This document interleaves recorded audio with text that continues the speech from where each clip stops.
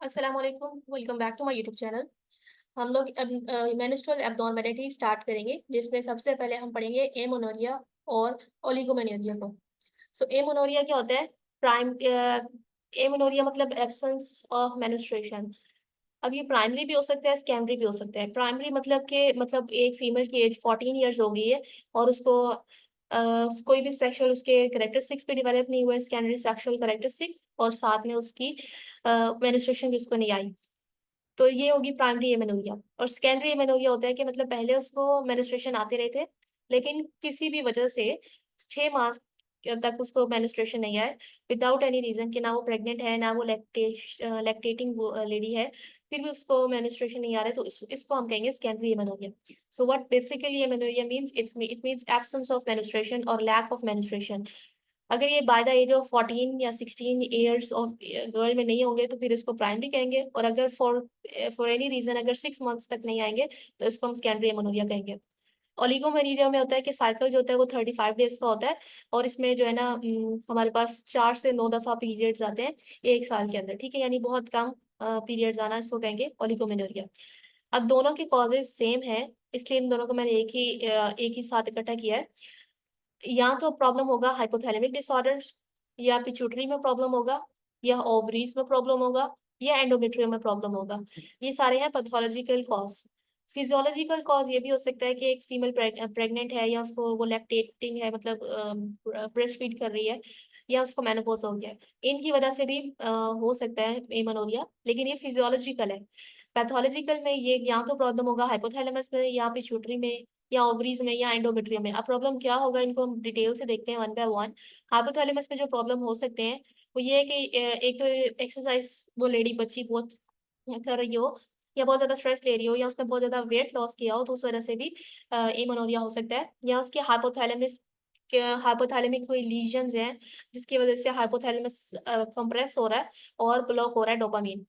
कोई भी head injury हुई है और इस इंजरी की वजह से हमारे पास जो है पिट्यूटरी को इंजरी हुई है, या कोई ड्रग्स ले रही है, जैसे हार्मोन रिप्लेसमेंट थेरेपी, या फिर डोपामिन एंटागोनिस्ट ले रही है, या प्रोजेस्टेरोन ले रही है, तो इस केस में भी एमेनोरिया होगा। सिंड्रोम में जो है वो कॉलमैन सिंड्रोम है। और सिस्टेमिक डिसऑर्डर्स में सार्कोइडोसिस और टीबी जो है, इसकी वजह से भी एमेनोरिया हो सकता है। नेक्स्ट हमारे पास है पिट्यूटरी डिसऑर्डर। पिट्यूटरी में एक होता है कि आइट्रोजेनिक, हमें मालूम नहीं है कि उसका एग्जैक्ट नॉन कॉज नहीं है, सर्जरी और रेडियोथेरेपी की वजह से हो सकता है। और ट्यूमर्स में ये होगा कि एडिनोमा, खासतौर पर प्रोलेक्टिनोमा जो है, वो एक मेजर कॉज है एमेनोरिया की। कंजेनिटल बाय बर्थ, इसमें ये है कि फेलियर ही है, ये पिट्यूटरी प्रॉपरली डेवलप ही नहीं हुआ। जब डेवलप ही नहीं होगा तो जाहिर है फिर एफएसएच और एलएच रिलीज नहीं होंगे। नेक्रोसिस में हम हमारे पास है शीहान सिंड्रोम और प्रोलॉन्ग्ड हाइपोटेंशन, बहुत ज्यादा देर के लिए अगर हाइपोटेंशन हो और ब्लड प्रॉपरली जो है वो ना मिले पिट्यूटरी ग्लैंड को, उसकी वजह से भी हमारे पास प्रॉब्लम हो सकती है, पिट्यूटरी ग्लैंड डैमेज हो सकता है। ओवेरियन डिसऑर्डर में पीकोस है, यानी पॉलीसिस्टिक ओवेरियन सिंड्रोम, जिसको अलग डिटेल से हमने पिछली वीडियो में पढ़ा है। हाइपरगोनेडोट्रोपिक हाइपोगोनेडिज्म, जिसमें जो है ना गोनेडोट्रोपिक हार्मोन बहुत ज्यादा रिलीज हो रहा है, लेकिन आगे जो है ओवरी इनको प्रॉपरली हार्मोन अपने रिलीज नहीं कर रही। नेक्स्ट है हमारे पास एंडोमेट्रियल डिसऑर्डर्स। हमने अभी तक पढ़ा कि हमारे पास हाइपोथैलेमस में क्या क्या प्रॉब्लम्स है, पिट्यूटरी में कौन कौन से प्रॉब्लम्स हो सकते हैं, और ओवरीज में कौन कौन से प्रॉब्लम हो सकते हैं। अब लास्ट है एंडोमेट्रियल डिसऑर्डर। एंडोमेट्रियल डिसऑर्डर में ये है कि प्राइमरी अगर एमेनोरिया है तो उसकी वजह ये हो सकता है कि यूट्रस का जो आउटफ्लो ट्रैक है वो एब्सेंट है, जैसे कि होता है मोलेरियन डिफेक्ट में। और दूसरी वजह हो सकती है सेकेंडरी एमेनोरिया, जिसमें हमारे पास ऐसा होगा कि स्कारिंग होगी एंडोमेट्रियम की, जिसको हम कहते हैं अशरमैन सिंड्रोम। डायग्नोज करने के लिए सबसे पहले हम हिस्ट्री लेंगे।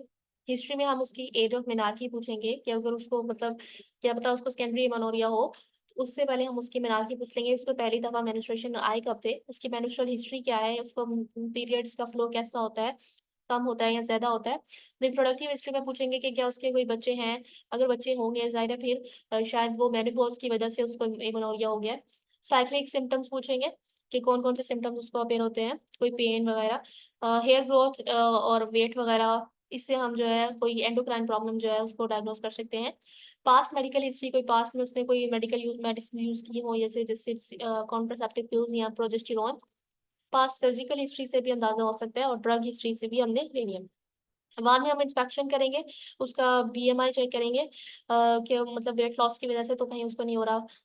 तो सेकेंडरी सेक्सुअल कैरेक्टरिस्टिक्स को एग्जामिन करेंगे और एंडोक्राइन रिलेटेड प्रॉब्लम्स को एग्जामिनेशन करेंगे, फिर बाद में पेल्विक, एब्डोमिनल और वजाइनल एग्जामिनेशन करेंगे। इन्वेस्टिगेशन में हम FSH, LH और प्रोजेस्टेरॉन और थायराइड ये नॉर्मल टेस्ट करवा लेंगे। अगर FSH और LH रेज होगा तो ये हमारे पास प्रीमैच्योर ओवेरियन फॉलिकल की फेलियर की तरफ जो है ना इंडिकेट कर रहा है। अल्ट्रासाउंड करेंगे ताकि हम देख सकें कि इसको पॉलीसिस्टिक ओवेरियन सिंड्रोम तो नहीं है। MRI करवा सकते हैं पिट्यूटरी एडिनोमा को डायग्नोस करने के लिए, और अशुमन सिंड्रोम को डायग्नोस के लिए हम हिस्टेरोस्कोपी करवाएंगे। कैरियोटाइपिंग करवा सकते हैं ट्यूमर सिंड्रोम के लिए, और प्रेगनेंसी टेस्ट इसलिए कराएंगे कि कहीं ये इसको प्रेग्नेंट तो नहीं है, इस वजह से शायद इसको पीरियड्स ना आ रहे हो।